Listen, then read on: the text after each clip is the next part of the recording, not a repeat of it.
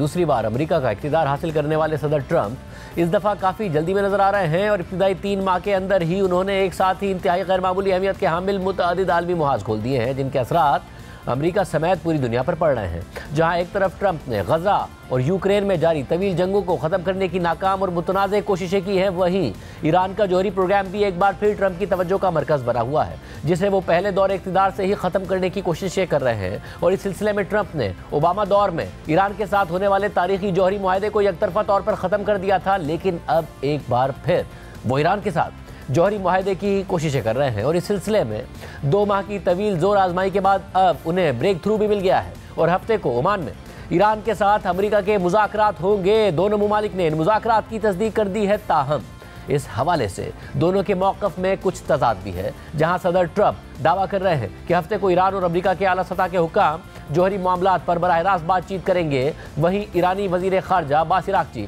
जो ईरान की तरफ से मुमकिना तौर पर इन मुज़ाकरात का हिस्सा होंगे, उनका कहना है कि ये मुज़ाकरात बराह रास्त नहीं बल्कि बिलवास्ता यानी इनडायरेक्ट होंगे। और इसके बाद कल अब्बास इराक़ची ने वॉशिंगटन पोस्ट में लिखा कि आगे बढ़ने के लिए हमें सबसे पहले इस बात पर मुत्तफ़िक होना होगा कि इस मसले के हल के लिए कोई मिलिट्री ऑप्शन नहीं होगा और ईरान अमेरिका के साथ सिफारतकारी के जरिए एक पुरअमन मुआहदा करने के लिए तैयार है, जो $1 ट्रिलियन के तजारती मौक़े फराहम कर सकता है और ख़ित्ते में अमेरिका की महंगी फ़ौजी मुदाख़लत से बचाव का जरिया बन सकता है। उन्होंने मज़ीद लिखा कि अमन कायम करने और ताल्लुकात को मामूल पर लाने के लिए बॉल अब अमेरिका के कोर्ट में है, जिसमें मुनाफा बख्श कारोबारी मौक़े भी शामिल हो सकते हैं। इसके अलावा इन मुज़ाकरात में अमेरिका का अहम इत्तेहादी इसराइल भी बराह रास्त या बिलवास्ता तौर पर अहम फरीक होगा और इसराइल काफ़ी अरसे से ईरान के जौहरी प्रोग्राम ख़त्म करने की कोशिशें कर रहा है। पीर को सदर ट्रंप ने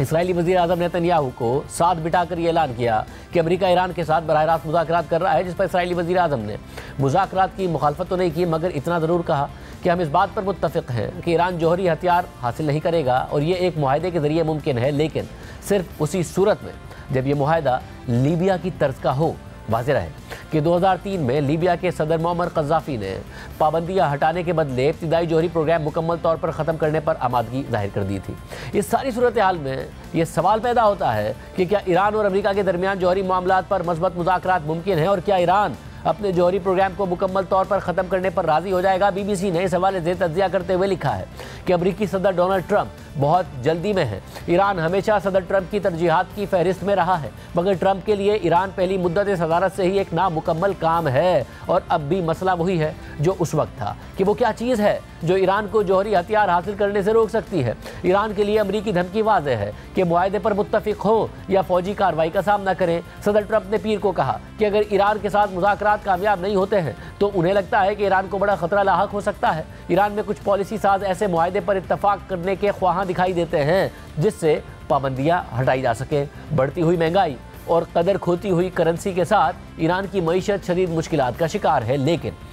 इस तरह के किसी भी मुआहदे में ऐसा समझौता शामिल हो सकता है जिसे कबूल करना ईरान के सख्त गिर अनासिर के लिए मुश्किल हो। ईरान को हालिया महीनों में बहुत मुश्किलात का सामना करना पड़ा है। उसकी प्रॉक्सी मिलिशियाज इसराइल के खिलाफ जंग के दौरान कमज़ोर हो चुकी हैं और उसके इलाकाई इत्तेहादी शाम के सदर बशारुल असद अपना इक़्तिदार खो चुके हैं। इस सूरत हाल में तेहरान में कुछ अनासिर ये कहते नजर आ रहे हैं कि शायद जौहरी डेटरेंस तैयार करने का वक्त आ गया है, क्योंकि जौहरी हथियारों की ज़रूरत अब पहले से बहुत ज़्यादा है। ऐसे में अमेरिका और ईरान फिलवक्त दो मुखालिफ किनारों पर दिखाई देते हैं और उनके मुज़ाकराती मौक़िफ़ वाज़ेह नहीं है। अमेरिका ने वाज़ेह कर दिया है कि वो ईरान के जौहरी प्रोग्राम को मुकम्मल तौर पर ख़त्म करना चाहता है, जिसमें मज़ीद यूरेनियम की अफजोदगी का मुकम्मल खात्मा शामिल हो और साथ ही साथ वो चाहता है कि ईरान लबनान में हिजबुल्लाह और यमन में हौसियों की हिमायत से हाथ खींच ले। ईरान के लिए ये शराइत कबूल करना नामुमकिन भी साबित हो सकता है, क्योंकि जौहरी अफजोदगी पर मुकम्मल पाबंदी, यहाँ तक के पुरअमन मकासद के लिए भी पाबंदी तवील अरसे से ईरान के लिए एक हतमी सुर्ख लकीर के तौर पर देखी जाती रही है।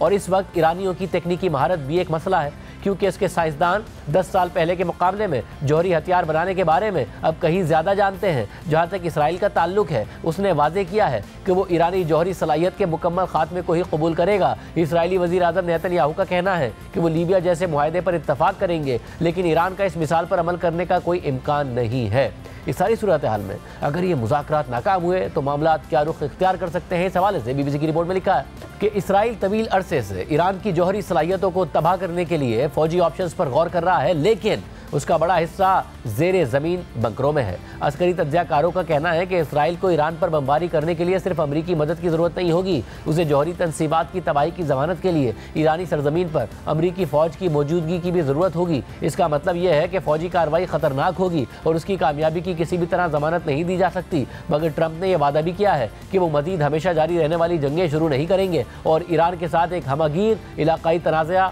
ऐसी ही एक जंग बन सकता है। इसलिए फ़िलहाल अमरीकी सदर सिफारती हल की तलाश में है, जिसे इसराइल को भी अपनी ख्वाहिश के बरक्स कबूल करना पड़ेगा। सदर ट्रंप फ़रीक़ैन को किसी मुआहदे पर पहुँचने के लिए 2 माह का वक्त दे रहे हैं, लेकिन अगर मुआहदा नहीं होता तो वो ताकत के इस्तेमाल का हक महफूज रख रहे हैं, जिसके नताइज तबाहकुन हो सकते हैं। और अमरीकी सदर शायद भूल रहे हैं कि मुज़ाकरातकारों को 2015 के joint comprehensive plan of action पर इत्तफाक करने में 2 बरस लग गए थे और जल्दबाजी की सिफारतकारी हमेशा कामयाब भी नहीं होती है।